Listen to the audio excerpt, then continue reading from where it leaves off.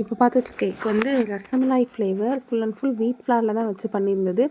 ரொம்ப ஸ்பெஷல் என்னன்னு கேட்டால், என்னோட பொண்ணு எங்கள் அக்கா பொண்ணுக்காக பண்ணியிருந்தது தான். இதுக்கு முன்னாடி அவங்க லீவுக்கு வரப்போ போகிறப்ப செஞ்சு கொடுத்துருந்தேன். பட் அவளோட பர்த்டேக்குன்னு இப்போ தான் ஃபர்ஸ்ட் டைம் வந்திருந்தாங்க செய்கிறதுக்கு. கோஇன்சிடென்டலாக டேட்டும் கரெக்டாக அமைஞ்சிருந்தது. ஊர்லேருந்து கிளம்புனதுலேருந்தே மேடம் சொல்லிட்டாங்க, சித்தி நீங்கள் தான் கேக் செய்யணும், எனக்கு இப்படி தான் வேணும் அப்படின்னு சொல்லிட்டு, வா பாப்பா பேசிக்கலாம் அப்படின்னு சொல்லியிருந்தோம். அதே மாதிரி வந்த நாள்லேருந்து அவள் பர்த்டே வர்ற வரைக்கும் அவள் கேக் பிளானிங் எல்லாமே அவளோட தான்.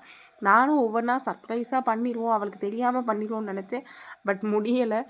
கேக் பேஸ் செய்ய ஆரம்பித்ததுலேருந்து நான் ஃபிட் பண்ணி முடிக்கிற வரைக்கும் அவள் என் கூடவே தான் இருந்தாள். ஏன்னா அது லீவில் தான் நடந்துச்சு, சண்டே இருந்ததுனால.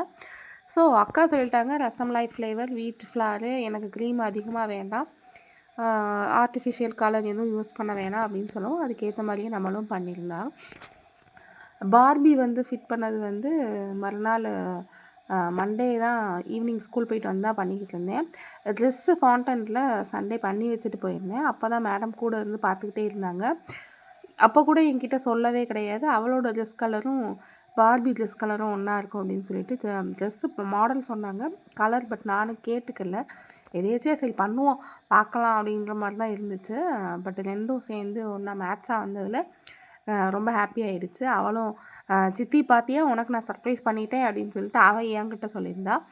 சந்தியாவுக்கு பண்ணியிருந்த மாதிரி ஃபோட்டோஸ் உள்ளேருந்து எனக்கும் வெளியில் வரணும் அப்படின்னு கேட்கவும், அவளோட சின்ன வயசு ஃபோட்டோஸ் எல்லாமே கலெக்ட் பண்ணிவிட்டு கேக்குள்ளே வச்சு அவங்க ஆசைப்பட்ட மாதிரியே எடுத்தாச்சு.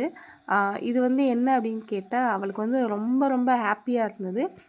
எல்லாத்தையும் ஒன்றா சேர்த்து வச்சு பர்த்டே செலிப்ரேட் பண்ணது தான். என்னோடய செலிப்ரேஷன் இப்படி தான் நடக்கணும்னு அந்த டே ஃபுல்லாக பிளானிங் கொடுத்தது அவங்க தான். அக்காவும் தம்பிக்கும் ஒரு சின்ன கோல்டு வரையும் வந்துட்டு போயிடுச்சு. நான் தான் கேக் கட் பண்ணுவேன், இல்லை நான் தாண்டா பண்ணுவேன், அவள் எனக்கு தாண்டா பர்த்டே நான் தாண்டா பண்ணுவேன் அப்படின்னு சொல்லிட்டு, ஸோ அவங்கள சமாதானப்படுத்தி ஓரம் கட்டிட்டு அவங்க கேக் அப்படியே எல்லாருமா சேர்ந்து சாப்பிட்டு, ரொம்ப நாள் ஆகிடுச்சு இந்த மாதிரி செலிப்ரேட் பண்ணி ஒன்றா சேர்ந்து சாப்பிட்டு. பிரியாணி ஆக்சுவலாக ஆஃப்டர்நூன் ஆர்டர் பண்ணியிருக்காங்க, எனக்கு அது கிடைக்கல. நான் அப்புறம் நைட்டு வந்து தான் கேக்லாம் கட் பண்ணி முடிச்சு தான் சாப்பிட்டது. ஃபோட்டோஸை உள்ளேருந்து பொறுமையாக எடுப்பாப்பான்னு தான் சொன்னோம், கேட்கல. ஒரு ஆர்வத்தில் சட்டுன்னு எடுத்துட்டோம். அப்புறம் மறுபடியும் வீடியோக்காக உள்ளேருந்து பொறுமையாக எடுத்தாங்க. ஃபோட்டோ வைக்கிறேன்னு தெரியும், என்னென்ன ஃபோட்டோஸுங்கிறத அவகிட்ட காட்டலை. ஸோ அது அவளுக்கு ரொம்ப ஹாப்பி ஆகிடுச்சு. இவ்வளோ ஃபோட்டோஸ் வச்சுருக்கீங்களா, ஐயோ இவ்வளோ அழகாக இருக்கேனா அப்படின்னு சொல்லி அவளே ஃபீல் பண்ணி சொல்லியிருந்தா. நீங்களும் இந்த மாதிரி உங்கள் ஃபேமிலியில் உள்ளவங்கள சந்தோஷமாக இருக்கணும், சர்ப்ரைஸ் பண்ணணும் அப்படின்னு சொல்லி நினச்சிங்கன்னா மை கேக்ஸ் காண்டாக்ட் பண்ணுங்கள். சர்ப்ரைஸ் கிஃப்ட்ஸ் உள்ளே ஹிடன் பண்ணி வச்சு நாங்கள் கஸ்டமைஸ் பண்ணி